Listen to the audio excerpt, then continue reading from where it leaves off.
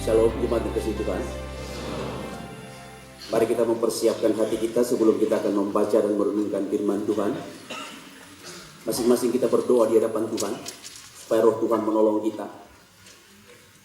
Supaya hari ini bukan sekedar menjadi hari yang biasa, tetapi hari yang khusus oleh karena Tuhan melawat dan berbicara kepada kita. Kita berdoa biarlah ini menjadi momentum prima. Momentum di mana saya dan saudara berinteraksi dengan Tuhan yang hidup. Dia ada di tengah-tengah kita. Jumat Agung bukan sekedar sebuah kegiatan agama, tetapi momentum yang paling krusial dalam sepanjang sejarah hidup manusia. Ya Tuhan, Engkau telah menghantar kami berada di tempat ini. Engkau juga yang mempercayakan kepada hamba-Mu berbicara atas nama-Mu pada hari ini. Berbelas kasihanlah kepada hamba-Mu yang hina dina ini, dan roh-Mu mengontrol pikiran dan perasaan hamba-Mu. Jangan biarkan satu kata dan kalimat disampaikan berdasarkan keinginan manusianya, tetapi roh-Mu mengontrol pikiran dan perasaan hamba-Mu. Supaya apa yang Engkau ingin sampaikan, sampaikanlah. Tegur, peringati, berkati, cabut apa yang perlu dicabut, tanamkan apa yang perlu ditanamkan. Biar setiap kami mengalami pembaharuan dari Tuhan. Biarlah roh yang sama yang mempersiapkan hati dan pikiran kami, supaya hati dan pikiran kami sungguh tertuju kepada Tuhan.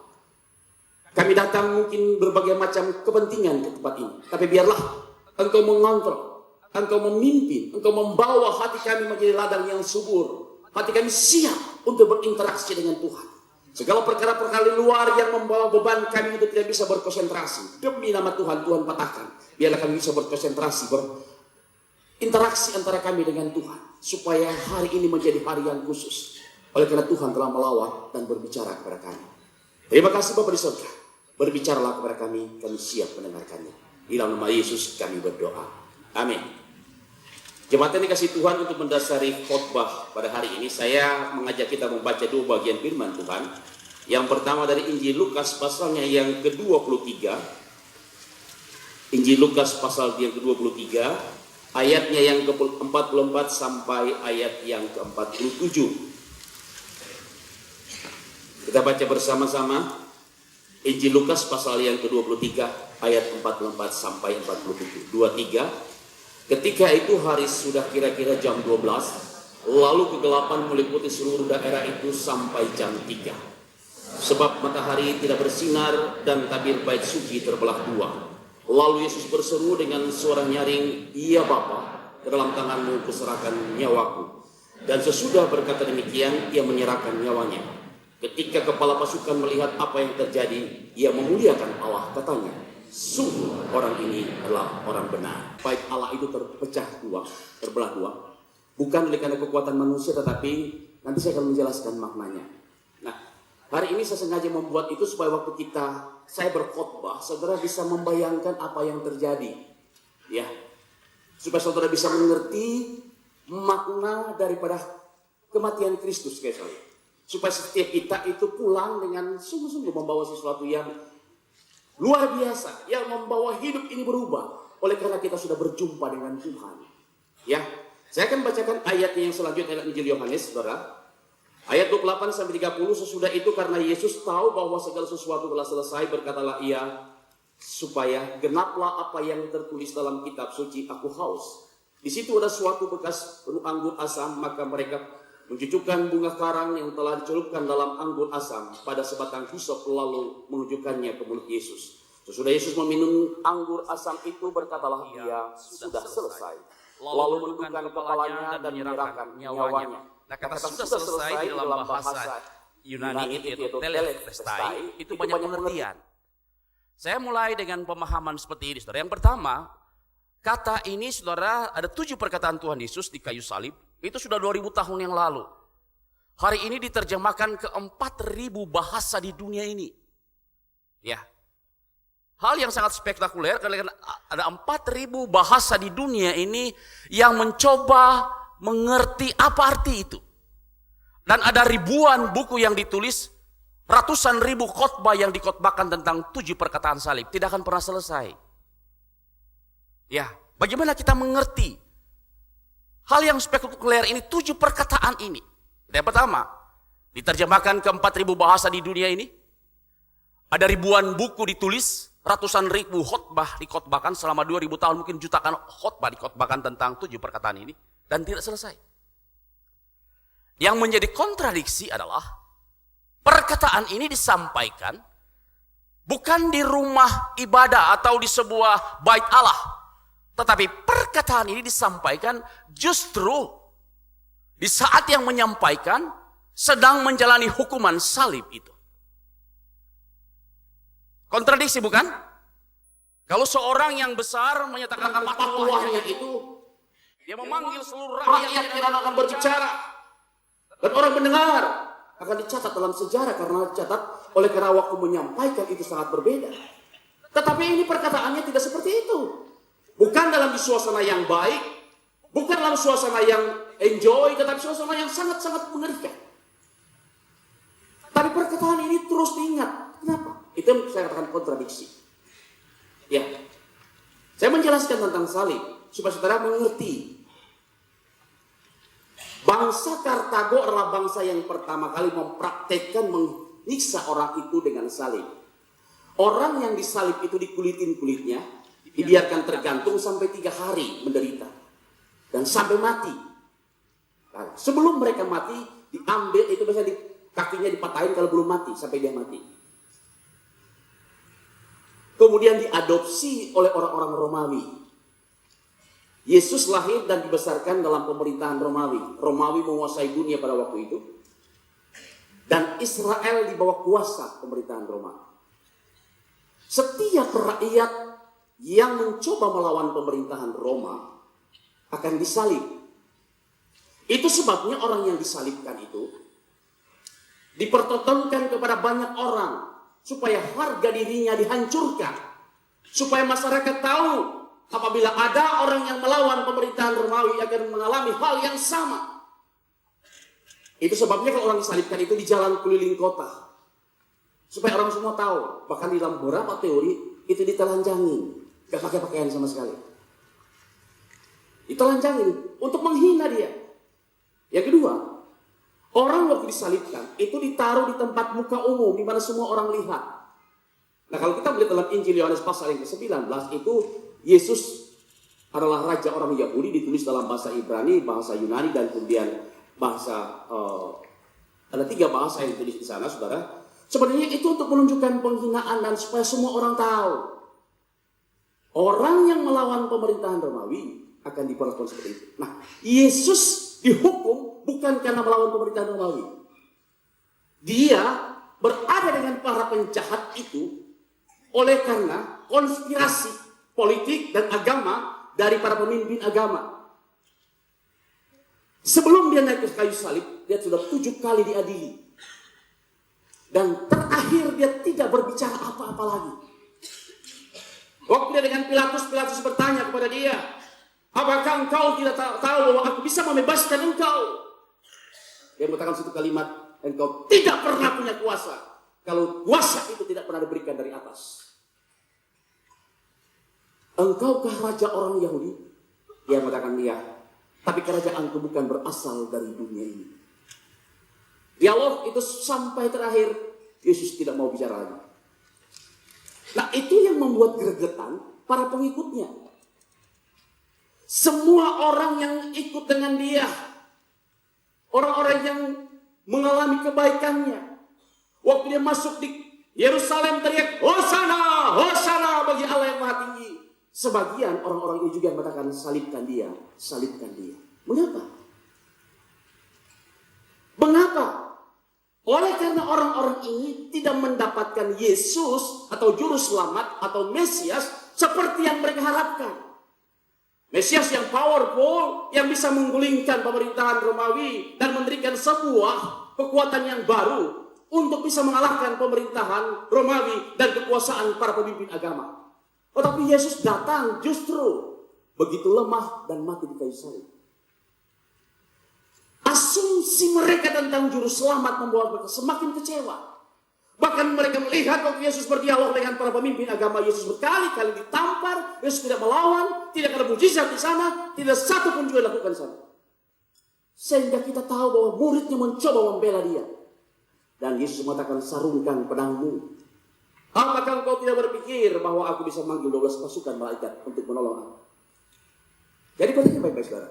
Yesus itu mati di kayu salib bukan gagal.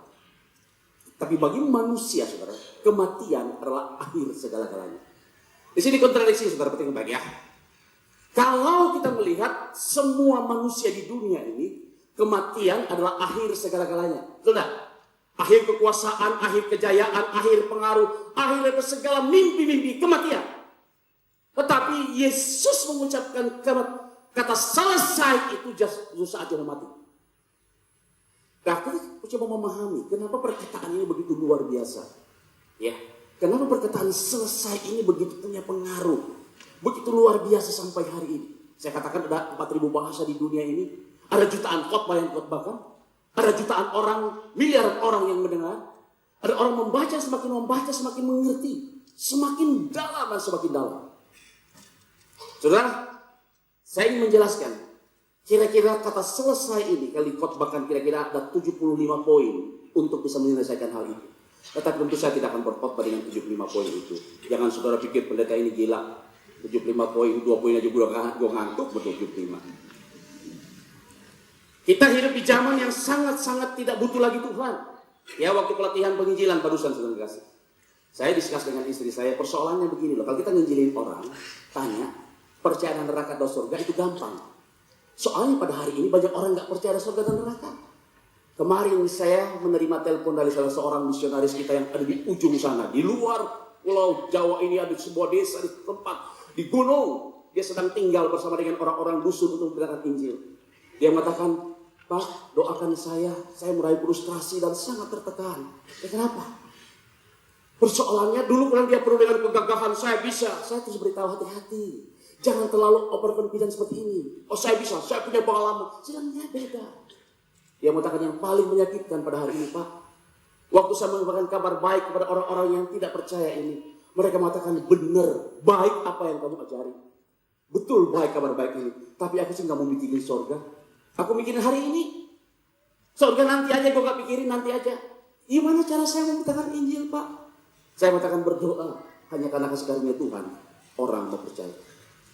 Itu orang di sana, saudara. Sangat materialistik. Orang-orang di desa sana bukan lagi orang di kota. Hari kemarin sore saya juga bertemu dengan seorang anak muda. Saya waktu membeli sesuatu kepada dia, saya tanya, kamu ke gereja mana? Oh, saya gak ke gereja, Pak. Saya ke banyak tempat. Ya, ke gereja iya, ke vihara iya, ke masjid iya semua. Ya, ini sih bukan iman, spekulasi.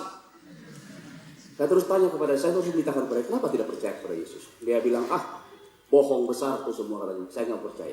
Terus saya injilin dia dan mengatakan, kalau sampai Alkitab menulis bahwa ada surga dan neraka, dan hanya percaya kepada Yesus masuk surga, saya pilih masuk neraka. Saya bilang, masuk neraka aja kamu. Istri saya jangan gitu. Saya bilang, kenapa? Orang berpikir bahwa Yesus itu begitu butuh dengan dia. Enggak. Yesus berbelas kasihan, tetapi dia tidak bisa dipermainkan. Dia Allah. Dia pengendali sejarah. Dia penentu dunia ini. Anda bisa bermain-main dengan dia. Anda bisa bermain-main dengan saya, tapi jangan bermain-main dengan Tuhan saya. Bilang saya masuk neraka, silakan saya bilang masuk neraka. Kamu pikir saya mau takut? Enggak apa-apa. Itu saya sudah sampaikan kebenaran kepada kamu. Sudah ngomong 2 jam, sudah bukan langsung ngomong begitu. Sudah ngomong kira-kira 2 jam, nggak bisa. Dia masuk ke tempat ini, saya serah berita begini. Dia bicara tentang Aristoteles, saya ngomong, saya tahu Aristoteles. Kita bisa diskus dengan filsafat siapa? Socrates, oke, kita bicara. Plato, oke, kita bicara.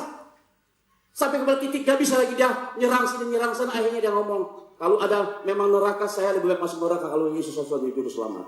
Saya bilang, iya, masuk neraka aja kamu kalau begitu. Kamu pikir enak di neraka. Di dunia aja susah, apalagi di sana.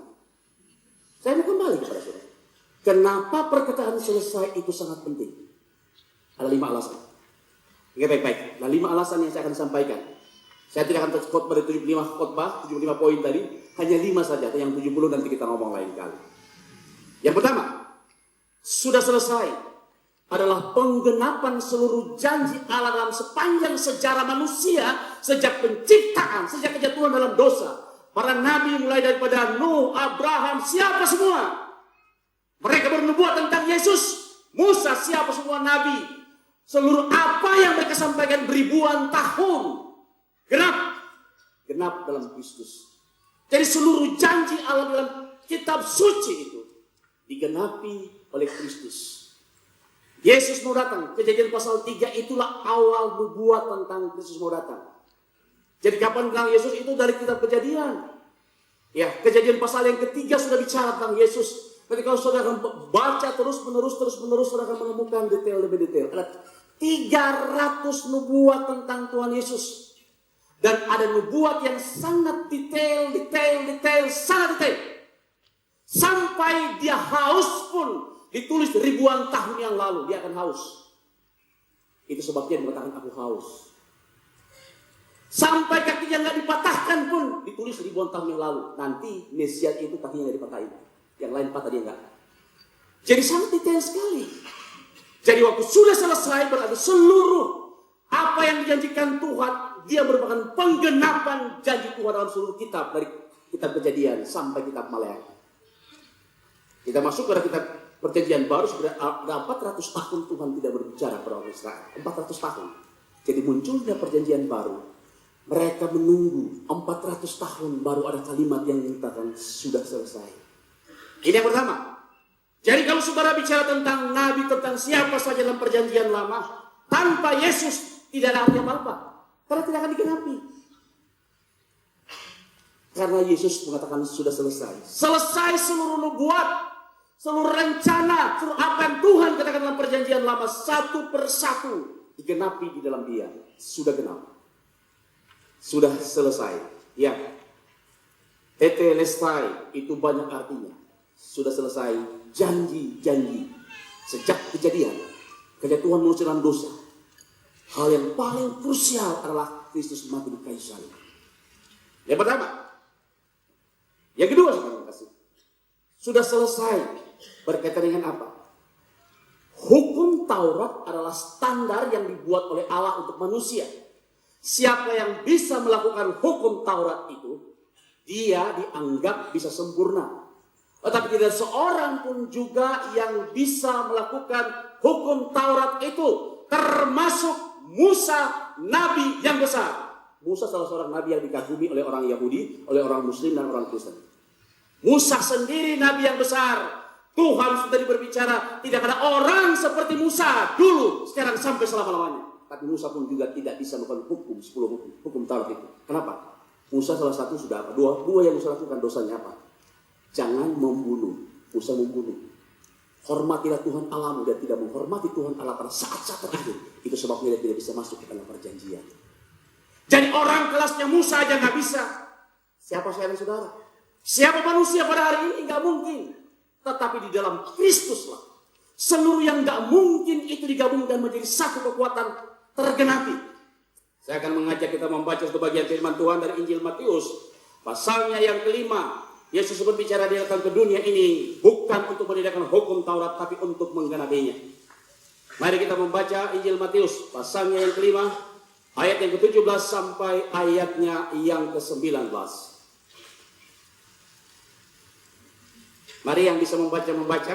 Yang tidak bisa membaca tidak usah membaca. 1, 2, 3. Janganlah kamu menyangka bahwa aku datang untuk meniadakan hukum Taurat atau kitab para nabi. Aku datang bukan untuk melainkan untuk menggenapinya.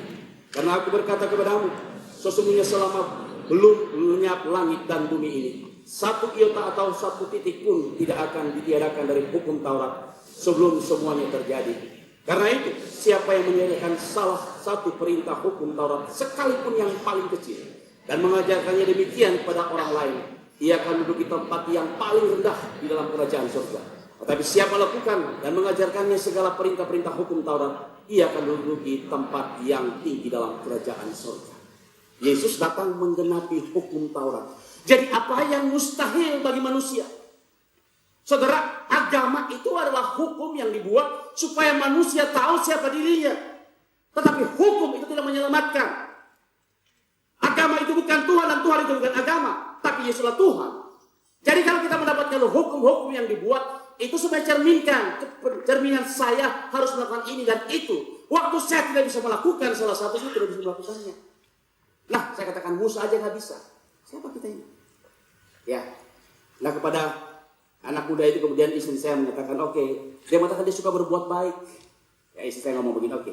Ini segelas air minum, ya. Kalau saya taruh setetes aja, baygon bisa diminum lagi kan? Enggak dong Bu. Ya, sama kebaikanmu. Sekali engkau berbuat jahat, engkau tidak akan mungkin menyelesaikan itu. Saya suka berbuat baik. Saya pikir dengan berbuat baik itu Tuhan akan menerima. Saya tanya kepada dia, waktu kamu berbuat baik, motivasimu apa? Ya, supaya saya senang, supaya saya diterima. Perbuatan baikmu pun tidak baik. Karena perbuatan baik dari orang yang tidak baik gak mungkin akan baik. Statusnya saya manusia berdosa, kamu berbuat baik, perbuatan baik dari orang tidak baik gak mungkin baik. Nah, apa yang gak mungkin dikerjakan oleh manusia, itulah yang disebutkan sudah selesai. Di dalam Dia seluruh yang tidak mungkin dilakukan oleh hukum apapun juga di dunia ini, Yesus menyelesaikannya. Percaya kepada Kristus. Ini yang kedua, kata selesai itu berkaitan dengan seluruh hukum Taurat itu digenapi. Yang ketiga, saudara, salib itu kita sekarang mengerti sifat Allah yang sejati seperti apa.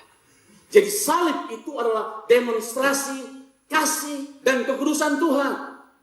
Kita kan nggak tahu Tuhan itu seperti apa. Ya, setiap orang punya pemahaman tentang Tuhan yang berbeda-beda. Ya, agama menjelaskan konsep tentang Tuhan adalah begitu banyak perbedaan. Ada ribuan agama di dunia ini. Dan cara menjelaskan tentang Tuhan selalu berbeda satu sama lain. Nggak pernah bisa saudara belajar agama apa saja di dunia ini. Belajar apa saja. Belajar filsafat agama apa saja. Tidak akan pernah mampu menjelaskan siapa Tuhan sebenarnya. Maka Yesus datang ke dunia ini mendemonstrasikan Allah yang sejati itu melalui salib. Oke, pertama, Allah sangat murka akan dosa. Itu. Bahkan anaknya dia rela dipaku di kayu salib demi kemarahannya kepada dosa. Perkataan yang paling mengerikan sebenarnya waktu dia berteriak, Elio, Elio lama sabatani. Allahku, Allahku, mengapa engkau meninggalkan aku? Itulah kutuk yang harus diberikan kepada manusia oleh karena manusia berdosa. Manusia harus dihukum karena manusia berdosa. Tetapi dia menanggung dosa itu. Dia yang tidak berdosa dibuat menjadi berdosa. Supaya orang yang percaya kepada dia memperoleh pengampunan dari Tuhan. Kebenaran Tuhan di sana dinyatakan bahwa sifat Allah yang kudus. Tetapi saat yang sama bahwa Allah itu kasih. Karena Allah kasih maka dia tahu manusia tidak mungkin menyelesaikan dosa. Dia mengutus anaknya yang tunggal. Supaya terjadi relasi. Di sanalah terjawab antara penderitaan. Antara hukuman dosa dan kasih Allah di salib itu. Di salib kita lihat murka Allah. Di salib juga kita lihat kasih Allah. Karena kasihnya dia rela mengorbankan anaknya yang tunggal. Saudara, dosa yang paling besar apa sih? Coba, dosa yang paling besar apa? Saya tanya kalau gitu ya, sekarang pikir baik-baik. Adam berbuat dosa apa sampai dihukum Tuhan? Berbuat apa? Ini pertanyaan anak saya, guru sekolah minggu nih. Adam berbuat dosa apa? Makan buah, banyak dimakan nggak? Sekarang nggak. Satu gigit aja, yang banyak Hawa. Itu sebabnya kalau makan perempuan duluan. Ya. Segigit aja. Apa persoalan dosa sih? Waktu manusia tidak bergantung lagi kepada Tuhan, itu dosa yang paling besar. Karena manusia akan menganggap dirinya Tuhan.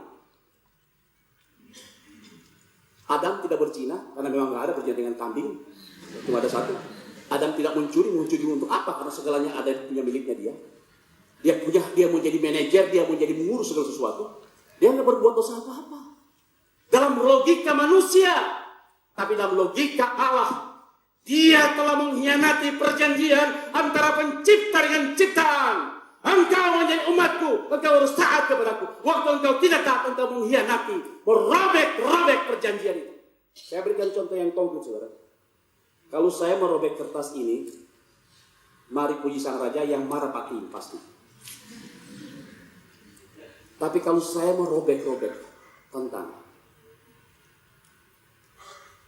surat proklamasi yang ditulis oleh Soekarno dan Hatta, apa yang terjadi dengan saya?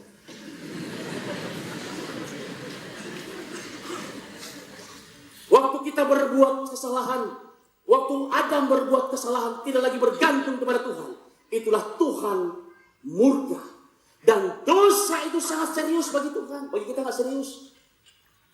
Tetapi Tuhan menjelaskan keseriusan dosa itu dengan dia mengutus anaknya. Bahwa dia Allah yang kudus. Yang tidak mau kekudusannya dipermainkan.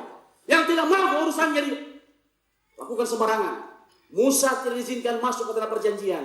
Karena engkau tidak menghormati kekudusanku di hadapan umatmu. Tidak masuk ke tanah perjanjian.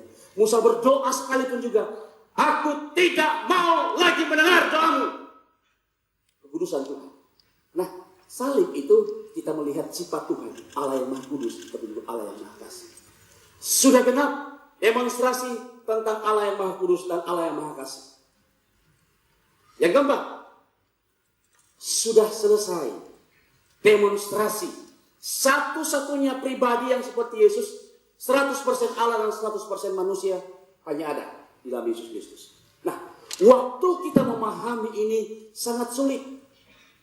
Sangat sulit sekali secara logika manusia. Itu sebabnya pada hari ini banyak ajaran yang mengajarkan tentang Yesus itu esensinya bukan Allah. Yesus itu karena kesetiaannya kepada Allah, maka dia diangkat menjadi Allah, maka dia Allah yang kedua. Tidak sama esensinya dengan Allah Bapa.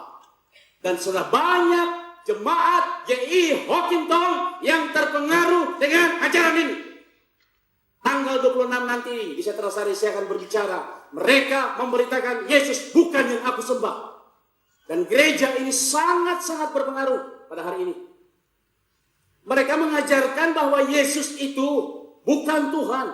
Tetapi karena kesetiaannya kepada Allah, mati di kayu salib. Waktu dia mati maka dia diangkat menjadi Allah yang kedua. Saya ingin menjelaskan. Esensi daripada Bapa, Anak, dan Roh Kudus sama. Esensi 100% Allah yang datang ke dunia inilah Kristus. Itu sebabnya dia 100% Allah, 100% manusia. Dan awal-awal gereja sudah ada yang disebut dengan gnostisisme, yang mengajarkan kalau yang ilahi itu tidak mungkin mengambil daging tubuh manusia. Maka Yesus itu ada ke dunia ini hanya maya, pura-pura aja, nggak betul. Agama lain mengajarkan, saudara, bahwa yang mati di kayu salib itu bukan Yesus, tapi Yudas. Nanti saudara akan melihat suatu hari muncul di Indonesia film tersebut, sedang dibuat di Iran, muncul selesai. Jadi, yang disalibkan itu adalah Yudas. Waktu menderita seperti itu, Yesus itu langsung dibawa ke surga, yang diganti Yudas. Saudara kan bertemu dengan ajaran-ajaran yang seperti ini. Tetapi hari ini dari mimbar ini saya beritahu kepada saudara, demi nama Tuhan yang hidup, Yesus 100% Allah dan 100% manusia. Demonstrasi satu-satunya pribadi seperti kepada dua. Ini sebabnya dalam kitab Yohanes dikatakan monogenes. Mono itu satu. Jadi anak hanya satu seperti ini. Tidak ada duanya. Nah, kasih dari situlah kita lihat demonstrasi Allah menjelaskan bahwa dia 100% Allah, 100% manusia hanya melalui salib. Sehingga waktu kita mengalami penderitaan, saudara kasih, barangkali kita dihianati, kita diperlakukan tidak manusiawi, kita tahu ada satu pribadi yang mengerti persis penderitaan saya.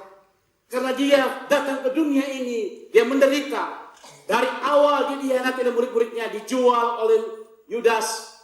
Petrus yang dengan gagah mengatakan, semua orang menyangkal, aku tidak. Tapi dia menyangkal Tuhan 3 kali. Pada saatnya di mana semua lari, tinggal ada berapa? Ada Yohanes yang semua lari. Dia mengalami kesepian. Dia mengalami hal-hal yang paling menyedihkan. Dihianati oleh orang paling dekat dengan dia. Jadi saudara kasih, waktu kita mengalami kesulitan dalam hidup ini, hanya ada satu jawaban dalam kehidupan kita, Kristus dan salib itu.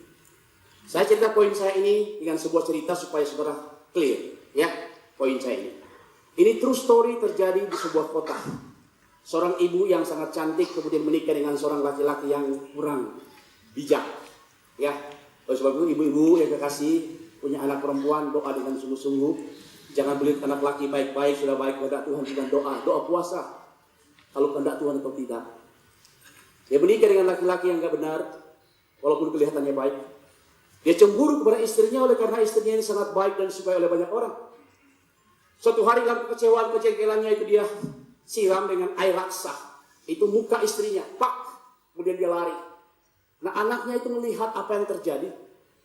Anaknya yang cerita peristiwa itu. Kemudian dia lari setelah 25 tahun tidak pulang ke rumah. Anak ini juga meninggalkan tempat orang tuanya dan dibawa keluar kota. Dan satu hari dia mendengar seorang pendeta yang sedang berkhotbah dan dia ingin berbicara dengan pendeta itu, ingin menjelaskan. Dia bilang, tolong jelaskan kepada saya apa makna hidup yang sejati. Dia cerita terus kisah daripada papa mamanya. Mama saya diperlakukan tidak adil oleh papa saya dan saya melihat persis bagaimana papa saya memperlakukan. Sejak itu papa saya menghilang dari rumah 25 tahun. Dan terakhir kadang-kadang dia penyakit kanker. Dan dia menulis surat kepada mama saya. Dia ingin kembali kepada mama saya. Dan saya sangat tidak setuju mama saya menerima dia. Tetapi saya tidak masuk akal mengapa mama saya mau menerima dia kembali sebagai suaminya. Tolong jelaskan kepada saya. Nah, saudara pendeta itu menjelaskan hanya dalam kasih Kristus baru engkau mengerti.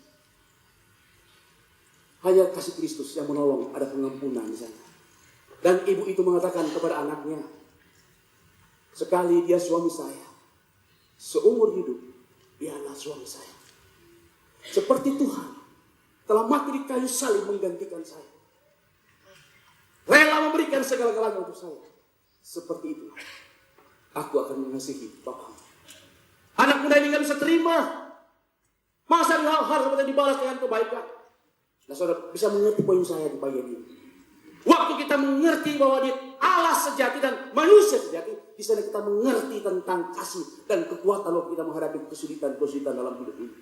Saya tahu saudara percaya kepada Yesus gak mudah, gak gampang, tetapi itulah panggilan kita. Saya berdiskus dengan pendeta Bobby waktu di Singapura. Dia mengatakan survei yang dilakukan oleh salah seorang ahli teologi di Amerika, hanya 30% orang-orang yang mengaku jabatan hamba Tuhan itu yang sampai kepada titik melakukan kehendak Tuhan. Hanya 30%. 70% tidak. Saya terus beritahu, wah berat kalau begitu Pak. Iya, itu survei yang lakukan. Nah, poin yang saya sampaikan saudara hari ini adalah, kalau saudara tidak mengenal Tuhan dengan baik, akan gampang kita meninggalkan Tuhan. Kalau kita tidak percaya dengan sungguh dan dia 100% Allah, 100% manusia, kita tidak akan pernah mengerti apa itu Tuhan yang sejati. Siapa Tuhan yang sejati? Selesai yang kelima. Sudah selesai. Saudara, selesai adalah babak baru antara pencipta dengan ciptaan. Mari saudara perhatikan baik-baik. Orang Yahudi dalam ibadah mereka, itu sebabnya disebut di sana oleh Lukas. Coba kita kembali kepada Injil Lukas. Lukas dan Markus dan Matius itu mencatat. Lukas mencatat di dalam Lukas pasal yang ke-23, tabir baik Allah terbelah dua.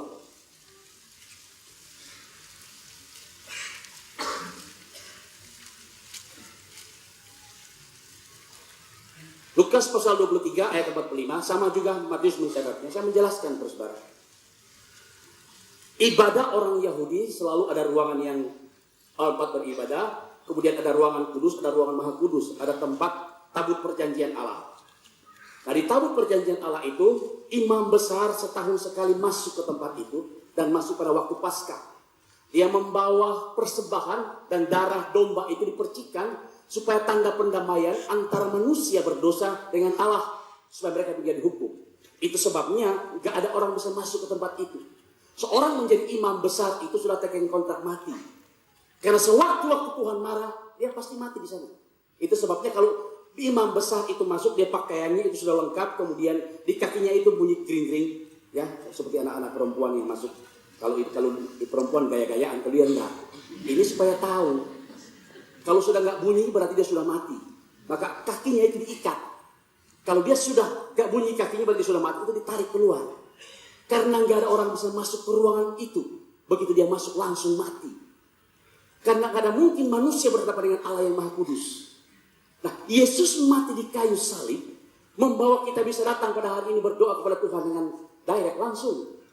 Saudara berdoa sambil nungging mau apa bisa berdoa. Ya, itu sebabnya agama-agama lain itu kalau berdoa saudara harus ada arahnya. Orang Yahudi juga kalau berdoa harus cari arahnya mana? Harus ke Yerusalem kiblatnya.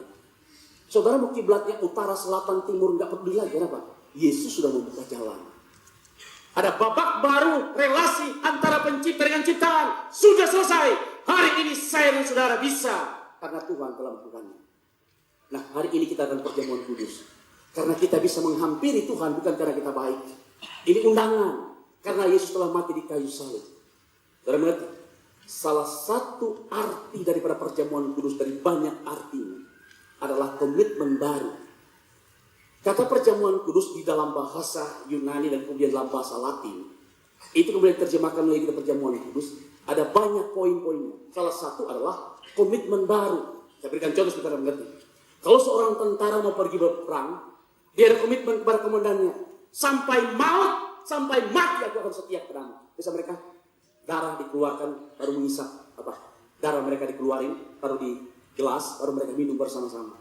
Kita akan berjuang bersama-sama, dan saya akan setia kepadamu komandan, kepada negara, sampai saya mati, saya akan setia kepadamu. Perjamuan kudus dilakukan salah satu bagian komitmen kita kepada Tuhan, komitmen baru. Terima kasih. Ya, penulis buku Purpose Driven Life mengatakan bahwa hidup orang percaya harus ada komitmen baru dalam hidup ini. Komitmen itu yang menuntun saya dan saudara. Tanpa komitmen kita tidak akan melakukan apa-apa.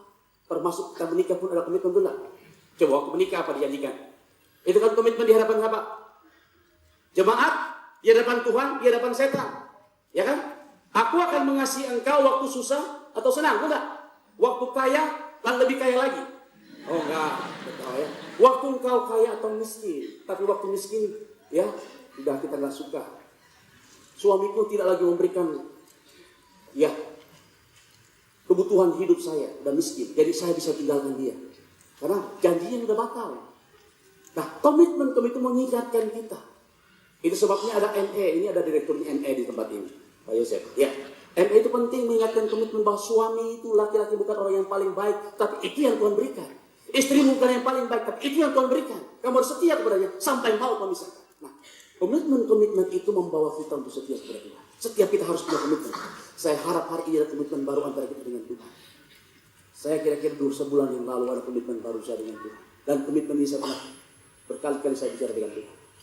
Waktu saya membaca beberapa buku, saya berkhotbah akan berkhotbah. Saya duduk di kaki Tuhan dan Tuhan berbicara kepada saya ada banyak hal dalam hidup ini. Termasuk Tuhan mengingatkan kepada saya, engkau berkhotbah keliling-keliling, tapi terkadang engkau sekedar berkhotbah. Engkau tidak lagi menikmati hubungan dengan aku. Engkau tidak melakukan tugas, bukan karena engkau mengasihi aku. Saudara tahu hari itu, saya berlutut. Saya masuk di kamar mandi, tempat saya doa paling baik kamar mandi. Benar? Ya, kenapa? Waktu mandi kita semua telanjang, maaf. Telanjang di hadapan Tuhan. Saya beritahu ini aku Tuhan. Kalau aku hidup tidak lagi memuliakan engkau, cabut nyawaku pada hari itu. Pada saat aku hidup tidak memuliakan engkau, cabut nyawaku. Aku tidak mau lagi hidup, tidak memuliakan engkau. Itu komitmen saya. Dan komitmen itu menolong saya, saudara. Setiap kali saya mulai capek, saya ingat itu. Jangan-jangan saya langsung cabut nih. Benar, saudara, karena komitmen saya dengan Tuhan. Nah, komitmen kita dengan Tuhan, saudara, harusnya kita lakukan. Karena siapa kita ini? Tuhan telah memberikan dan mengundang kita semeja dengan Dia. Dan perjamuan kudus ini mengingatkan saya dan saudara. 2000 tahun yang lalu Tuhan lakukan perjamuan yang sama. Hari ini kita melakukan. Sampai kita bertemu dengan Tuhan di perjamuan nanti. Pada hari anak domba Allah memperpamitkan kebenarannya. Saat itu kita duduk bersama-sama. Sehingga setiap kali kita menghadapi meja ini, seharusnya kita takut dan gentar. Tuhan, jangan sampai aku menodai janjimu. Jangan sampai aku menodai kebaikanmu. Engkau mati di kayu salib. Engkau rela begitu hina. Saudara, kalau saudara melihat salib, bukan sekedar penderitaan yang saudara lihat. Siapa yang menderita itu? Allah pencipta langit dan bumi. Yang menurut Salomo, langit, segala langit tidak bisa memuatnya. Tetapi Allah yang sama, yang terhina. Seperti kita lihat tadi, diperlakukan tidak manusiawi. Demi cinta kasihnya kepada saya dan saudara.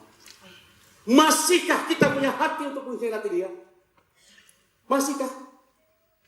Oleh sebab itu, saudara, perjamuan ini, sebelum saudara menjamu perjamuan ini, harus ada komitmen yang baru. Saudara boleh berjanji menjadi suami yang setia kepada istri saudara. Menjadi istri yang setia. Menjadi seorang yang setia, seorang yang mahasiswa. Seorang mempertahankan kekudusan saudara di hadapan Tuhan Allah. Engkau berbuat dosa orang lain tidak tahu, tapi Tuhan tahu persis setiap detail dalam pikiran perasaanmu. Kita bisa berpura-pura, tapi Tuhan tahu termasuk pikiran kita pada hari ini. Oleh sebab itu, saudara, sebab kita menjamah meja perjamuan ini, menerima. Saya harap masing-masing kita punya komitmen baru di hadapan Tuhan. Saya bertemu dengan seorang yang kira-kira usia 40 tahun, dia cukup sukses. Dia beritahu proyeknya ini dan itu, ini dan itu. Saya beritahu kepada dia, Pak, terima kasih Tuhan memberkati Bapak. Tapi saya takut Bapak terlalu sibuk, tidak punya waktu untuk Tuhan. Saya takut Bapak ketemu Tuhan rapornya merah nanti. Kalau begini caranya Bapak, dan waktu rapornya merah Pak, tidak punya waktu untuk balik ke dunia ini, ingin memperbaiki. Finish, selesai. Sebelum hari itu sebenarnya kasih. Itu sebabnya. Tadi khotbahnya Pak Agus mengatakan, awal khotbahnya dia mengatakan banyak hal yang belum selesai. Betul. Ya, kita waktu muda ingin menikah. Begitu menikah, punya persoalan baru. Ya karena menikah bukan akhir, soal awal banyak persoalan ya. Setelah punya anak, punya persoalan baru, punya persoalan terus gak pernah selesai. Dapat yang baik. Selesai waktu kita di saat mau napas terakhir. Berbanyak pikiran kita mengatakan, nyesal aku Tuhan, nyesal. Tapi sudah terlambat. Dan saya bertemu dengan orang seperti ini puluhan kali. Saya minta Anda bukan termasuk orang yang menyesal. Perbaiki komitmen Anda dengan Tuhan pada hari ini. Katakan kepada Tuhan, di sini aku Tuhan. Aku mau setia kepadamu sampai mau memisahkan aku dengan Engkau. Mari kita berdoa.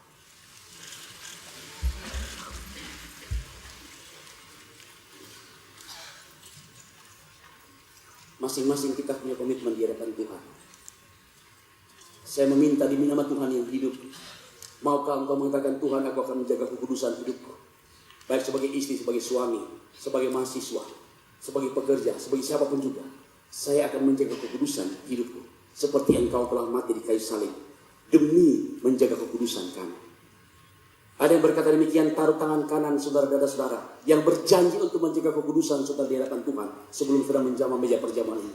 Yang berjanji untuk mau jaga kekudusan saudara, taruh tangan kanan saudara di dada saudara. Yang mau berjanji, Tuhan saya akan mau hidup dalam kekudusan Tuhan. Yang kedua saudara, yang mau berjanji saya akan mengasihi engkau Tuhan dengan segenap hati, segenap jiwa, saudara bakal budi. Taruh tangan kiri saudara di dada saudara. Dan dalam komitmen ini kita berdoa sebelum kita hampiri meja perjamuan Tuhan. Yang berjanji untuk mengasihi Tuhan dengan segenap hati, segenap jiwa, dan segenap akal budi, taruh tangan kiri saudara dada saudara. Dan kita akan berdoa bersama-sama. Di dalam namamu yang kudus ya Tuhan, hamba sudah berbicara. Khotbah yang jauh dari sempurna ini biar rohmu menyempurnakan. Sehingga satu orang pun, tidak ada seorang pun yang ada di tempat ini yang bergantung pada kata-kata manusia, tapi bergantung pada kuasa Roh Kudus.